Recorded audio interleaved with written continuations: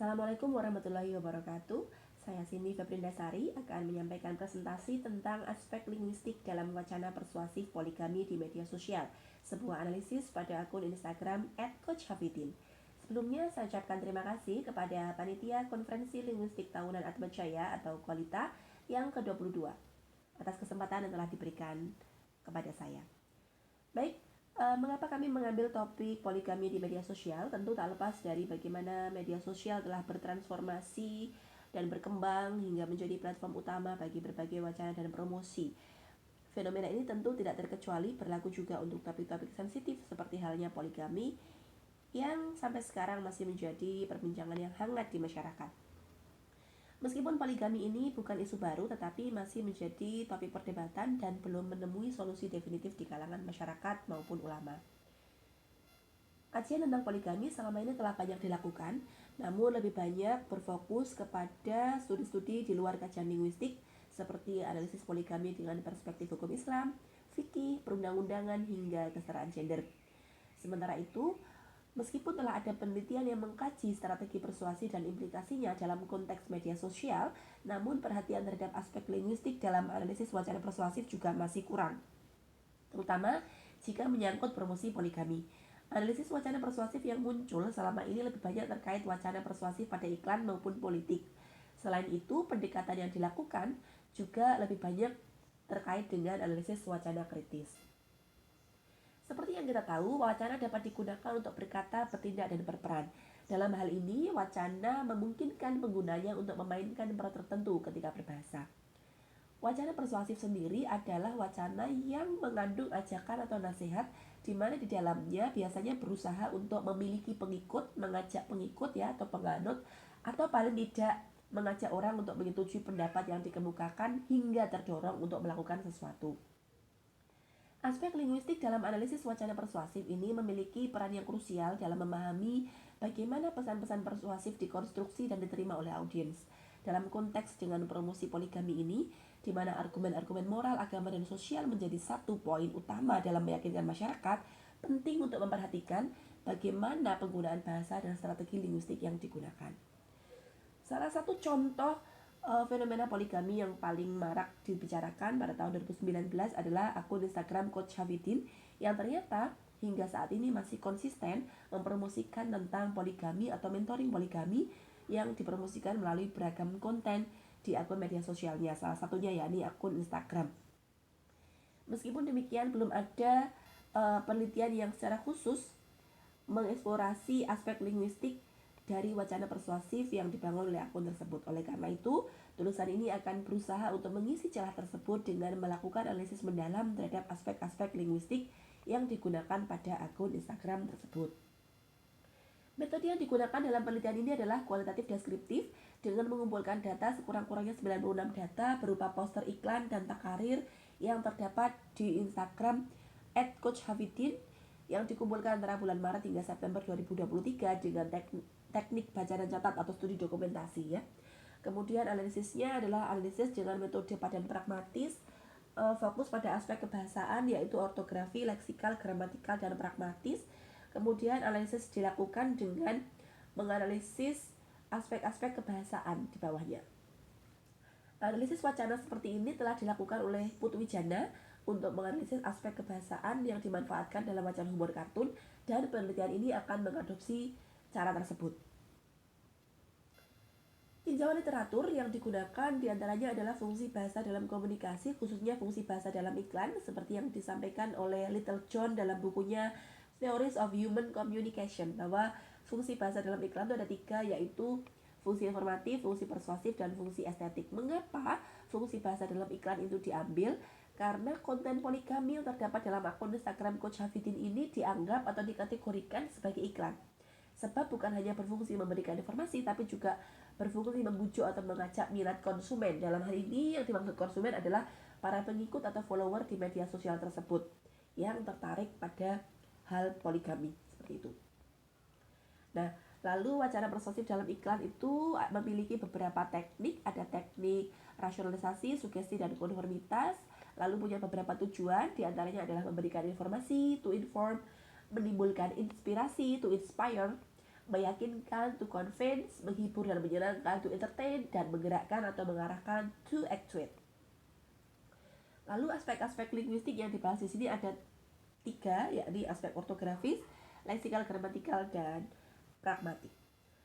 Berdasarkan hasil analisis dapat dilihat dari total keseluruhan 96 data, setidaknya ditemukan aspek ortografis diberi kode WPAO sebanyak 75, kemudian aspek gramatikal WPAGL 42, dan aspek pragmatis 86. Dari tabel tersebut terlihat bahwa aspek pragmatis paling banyak digunakan, diikuti oleh aspek ortografis dan aspek gramatikal leksikal. Contoh aspek ortografis dapat dilihat di sini ya. Ortografis memiliki pengertian gambaran bunyi bahasa yang berupa tulisan atau lambang dan sistem ejaan suatu bahasa. Dapat disimpulkan bahwa ortografis itu merupakan pengetahuan yang di dalamnya banyak mempelajari ejaan bahasa, huruf, kata, tanda baca, suku kata, dan imbuhan. Dalam wacana iklan seminar poligami Coach Hafidin ini, wacana persuasif salah satunya terbentuk melalui pemanfaatan aspek ortografis ini. Ada 75 data setidaknya yang menggunakan aspek ortografis dalam membentuk wacana persuasif. Adapun wujud pemanfaatan aspek ortografis yang muncul yakni berupa tanda baca, tanda tanya, tanda seru, dan huruf tebal, ya, huruf kapital juga ada.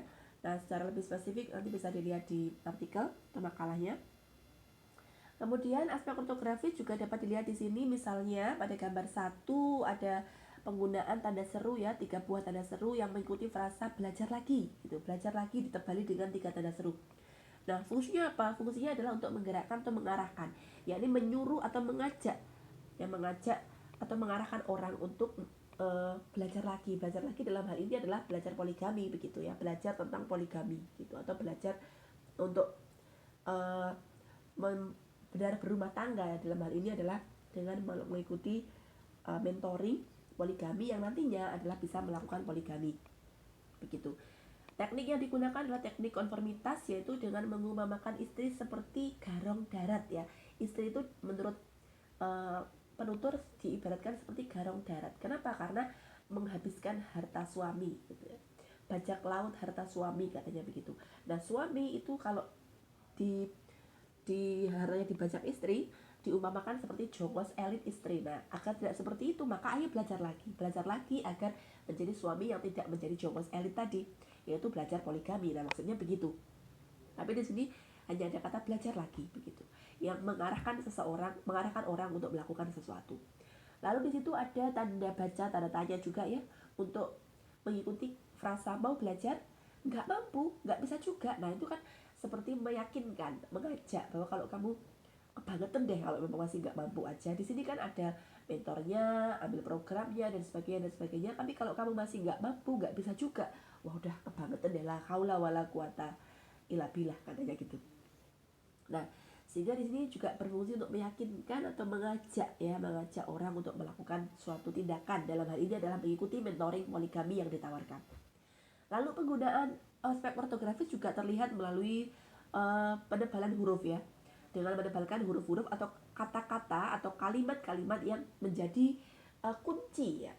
Kalau nanti kita lihat pada beberapa posternya itu ada beberapa kata kunci yang khas, diantaranya ada pada kata suami, kata solih, solihah ya, kemudian istri, dan kata khawam. Kata khawam ini akan muncul berkali-kali dan ditebali, karena kata khawam ini adalah istilah suami yang ideal menurut istilah di sini.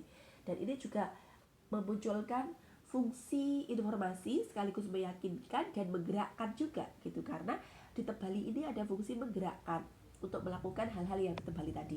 Di antaranya juga ada penebalan pada informasi personal seperti Coach Hafidin, 4 istri, 26 anak, 23 tahun poligami. Nah, informasi-informasi ini memberikan keterangan atau informasi, tapi juga meyakinkan seseorang bahwa pembicara ini adalah orang yang expert, orang yang bergerak di bidangnya secara profesional begitu ya, karena sudah menjadi praktisi poligami selama 23 tahun dan merasa atau dianggap berhasil begitu, sehingga cocok sebagai pemateri. Jadi jangan ragu untuk ikut gitu ya.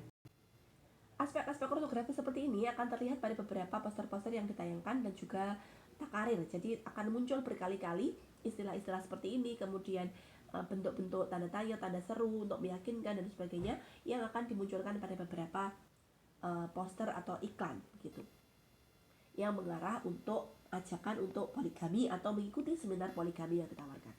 Yang kedua, aspek leksikal dan gramatikal.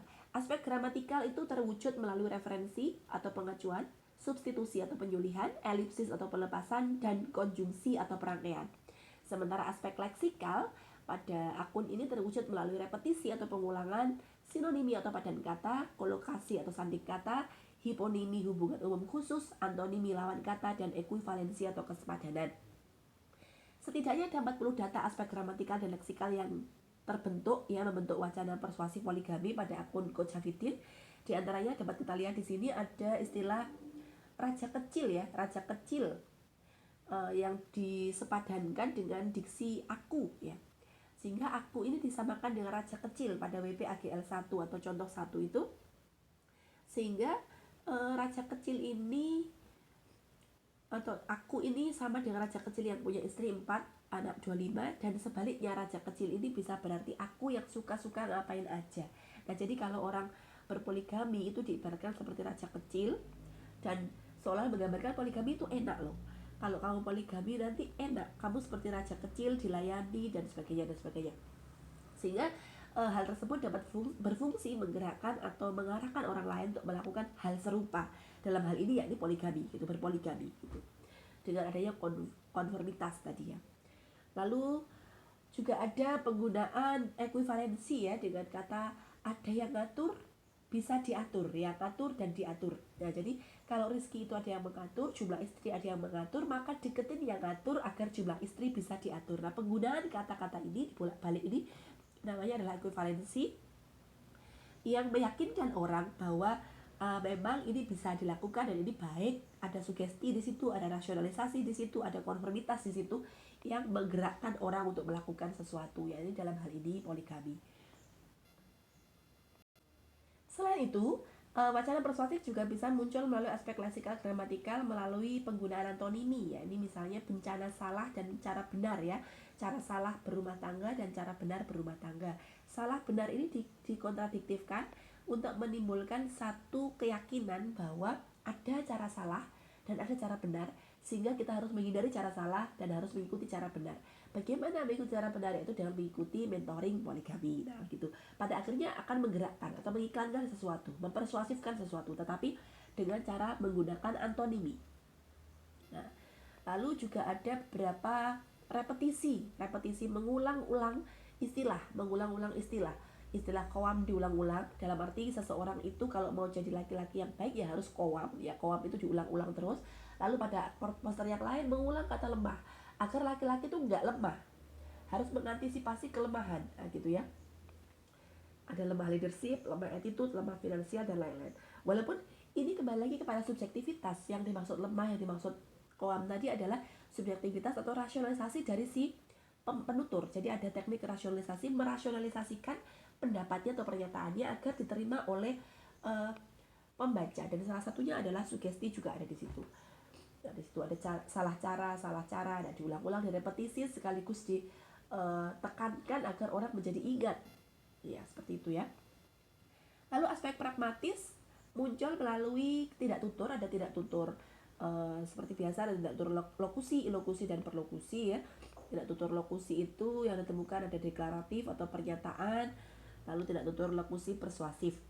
Sementara aspek ilokusinya, tidak tutur ilokusinya adalah ada 5, ada tidak tutur lokusi asertif atau representatif, direktif, komisif, ekspresif, dan tidak tutur deklaratif. Lalu pada tidak tutur perlokusinya juga muncul beberapa diantaranya adalah penggunaan ayat suci Al-Quran, kutipan-kutipan tentunya, yang kembali lagi di situ penggunaannya untuk rasionalisasi dan sugesti. Walaupun tentu saja ini masih butuh kajian yang mendalam, apakah betul memang ayat ini berfungsi untuk mengajak poligami atau bagaimana, itu tentu masih butuh kajian ya, tidak sesederhana hanya mengutip, tetapi dalam konteks iklan atau persuasif di sini ayat ini digunakan untuk mengajak, memang dibutuhkan untuk menekankan atau menguatkan iklannya begitu ya. Jadi memang dibutuhkan ayat-ayat yang dianggap sesuai.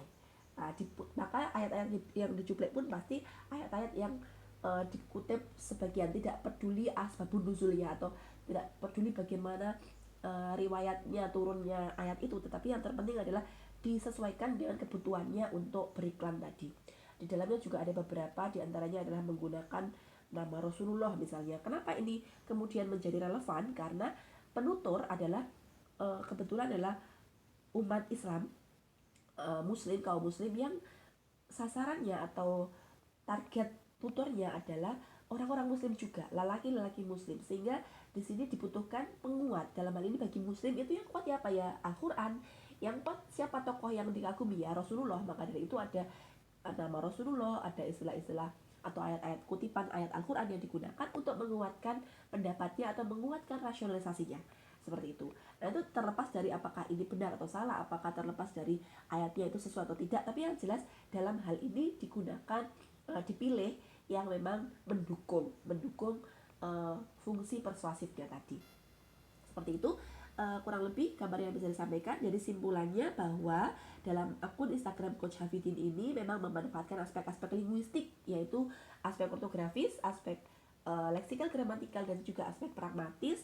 Dan di dalamnya juga ada beberapa teknik-teknik persuasif yang digunakan dan punya beberapa tujuan-tujuan persuasif juga, yang di dalamnya nanti konsisten ya, berarti konsisten dengan wacana iklan di media sosial sebagai alat persuasif dan propagandis. Temuan ini juga menyoroti pentingnya penelitian lebih lanjut dengan melibatkan sudut pandang agama agar dapat memahami dampak iklan seminar poligami ini bagi masyarakat yang beragam keyakinan. Semoga bermanfaat dan mohon maaf lahir batin atas segala kesalahan. Terima kasih. Wassalamualaikum warahmatullahi wabarakatuh.